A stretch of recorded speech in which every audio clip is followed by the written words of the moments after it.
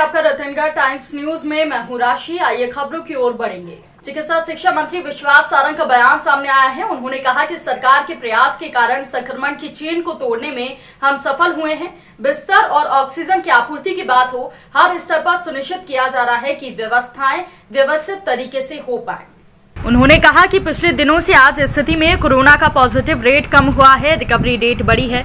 उन्होंने कहा कि कोरोना संक्रमण से बचना है तो कोरोना कर्फ्यू का पालन करना होगा।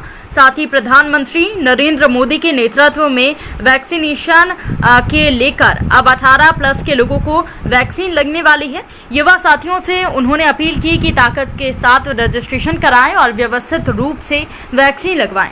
वहीं कांग्रेस के आरोप पर चिकित्सा शिक्षा मंत्री विश्वास सारंग ने कहा कि वैक्सीन को लेकर जनता में जागरूकता आई है। कांग्रेस के नेताओं के मंसूबों पर पानी फिर रहा है। अफवाहें फैलाने का काम उन्होंने किया था, लेकिन आज लोग वैक्सीन लगाने के लिए आगे आए हैं। ऑक्सीजन के टैंकर खैर एम्बुलेंस का दर्जा दिया गया है। ग्रीन कॉरिडोर बनाया जाएगा। ऑक्सीजन आपूर्ति अस्पताल तक हो, सरकार इसके लिए प्रयास कर रही है। देखिए, हम तो हर समय हमने ही शुरुआत की। हम तो ऑक्सीजन के टैंकर को हमने एम्बुलेंस का दर्जा दिया है। हमने ग्रीन कॉरिडोर बनाया है जिसमें चरणबद्ध और समयबद्ध ऑक्सीजन की आपूर्ति अस्पतालों तक हो। हम ये करते आए हैं और इस निर्देश का और पालन। हम इंडस्ट्रियल एसोसिएशन के माध्यम से भी एक कोविड केयर सेंटर शुरू कर रहे हैं। उसकी भी शुरुआत होने वाली है। बाकी जगह भी हम खोल रहे हैं।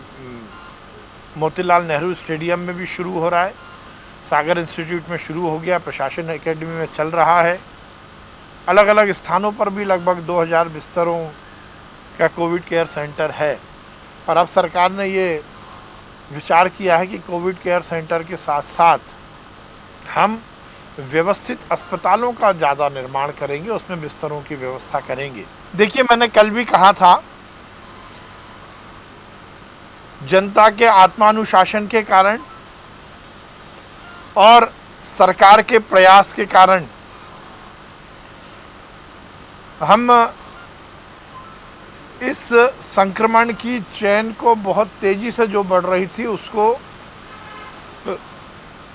कम करने में सफल रहे हैं। सरकार ने लगातार प्रयास किया, चाहे संक्रमण की चेन को ब्रेक करने का मामला हो या मरीजों को उचित उपचार देने का मामला हो। बिस्तर बढ़ाने की बात हो तो ऑक्सीजन की आपूर्ति की बात हो। हमने हर स्तर पर ये सुनिश्चित किया कि हम ज़्यादा से ज़्यादा व्यवस्थाओं को सुचारू कर पाएँ और उसी का परिणाम निकला है कि पिछले दिनों से आज की स्थिति में निरंतर इजाफा हुआ है, ठीक हुई हैं व्यवस्थाएं। पॉजिटिविटी रेट लगातार कम हुआ है, रिकवरी रेट लगातार बढ़ा है। परंतु ये बहुत प्रसन्नता या खुश होने की बात नहीं है, क्योंकि ये संक्रमण का रोग है। इसलिए हम आज भी जनता से यही प्रार्थना करते हैं, अपील करते हैं कि हम सब यदि अपने को और अपने परिवार को इस भीषण संकट से बचाना चाहते हैं तो हमें कोरोना कर्फ्यू का भी सख्ती के साथ पालन करना होगा और ये सुनिश्चित करना होगा कि हम संक्रमण की चेन को तोड़ें। मध्य प्रदेश की सरकार पूरी कटिबद्धता के साथ इस लड़ाई को लड़ रही है।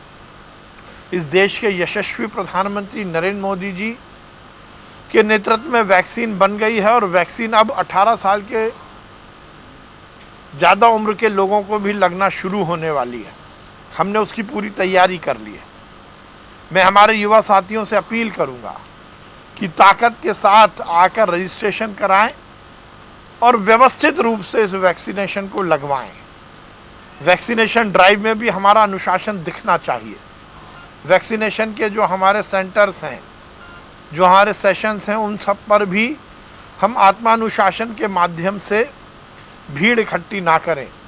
1-2 दिन में वैक्सीनेशन का कार्यक्रम 18 साल से ज़्यादा उम्र के लोगों का शुरू हो जाएगा और उसके बाद निश्चित रूप से हम इस लड़ाई को जीत पाएंगे। हम आशा ही नहीं, विश्वास रखते हैं कि कोरोना हारेगा और हम जीतेंगे।